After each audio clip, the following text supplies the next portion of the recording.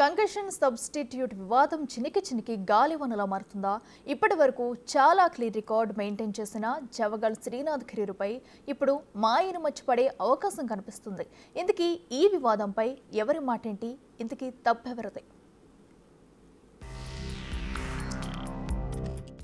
Javagal Srinath cricket గురించి తెలిసిన వారికి ఎవరికైనా ఇంట్రడక్షన్ ఇవ్వాల్సిన అవసరం లేని పేరు. అతని ఆట అద్భుతం, వివాదాలకు చాలా దూరం. మొత్తంగా అతని రికార్డ్ చాలా clean. For the first time అతను వివాదంలో చిక్కుకున్నాడు. అతని నిర్ణయం చుట్టూ రచ్చ జరుగుతోంది. మొత్తం ఐసీసీ రూల్స్ ని మార్చే అవకాశం కనిపిస్తోంది.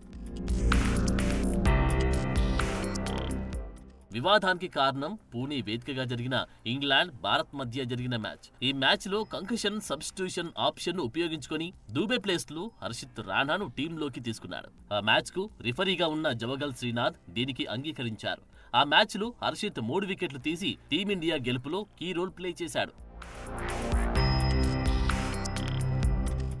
ఇప్పటికే ఈ సిరీస్ ముగిసింది. 4-1 తేడాతో టీమిండియా విజయం సాధించింది. సిరీస్ ముగిసిన వివాదం మాత్రం ముదురుతూనే ఉంది.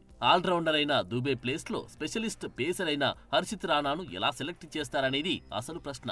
ఐసీసీ రూల్స్ ప్రకారం బ్యాట్స్మెన్ గాయపడితే బ్యాట్స్మెన్ ను తీసుకోవాలి, బౌలర్ గాయపడితే బౌలర్ ను తీసుకోవాలి. కానీ దూబే అప్పుడప్పుడు మాత్రమే బౌలింగ్ చేస్తాడు. అతని స్థానంలో పేసర్ హర్షిత్ ను తీసుకోవడంపైనే ఇప్పుడు వివాదం.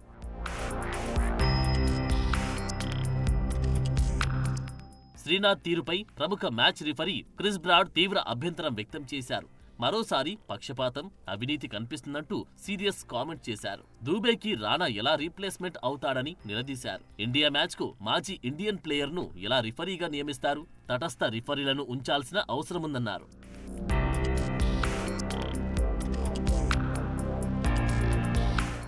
ఇప్పటికే ఇండియా మాజీ క్రికెటర్లు ఈ విషయంపై తీవ్రంగా స్పందిస్తున్నారు. అయితే భారత మాజీ ప్లేయర్లు కూడా దీనిపై తీవ్రంగానే స్పందిస్తున్నారు. టీమిండియాలో అద్భుతమైన ఆటగాళ్లు ఉన్నారని, ఇలా కంకషన్ సబ్స్టిట్యూట్లతో గెలవాల్సిన అవసరమేంటని ప్రశ్నించారు సునీల్ గవాస్కర్.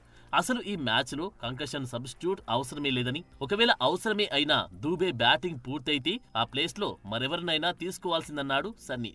ఓ రకంగా చెప్పాలంటే ఆయన కూడా జవగల్ శ్రీనాథ్ నిర్ణయాన్ని తప్పుపట్టారు. మొత్తంగా చూస్తే ఈ వివాదం అటు తిరిగి ఇటు తిరిగి జవగల్ మెడకు చుట్టుకుంటుంది. శ్రీనాథ్ చేసింది తప్పే అని, అది అంగీకరించాల్సిందే అంటూ డిమాండ్స్ పెరుగుతున్నాయి. టీమిండియా కంకషన్ సబ్స్టిట్యూట్ ను కోరడం ఒక తప్పైతే దానికి శ్రీనాథ్ అంగీకరించడం అంతకంటే పెద్ద తప్పన్న అభిప్రాయం ఇప్పుడు వ్యక్తమవుతోంది.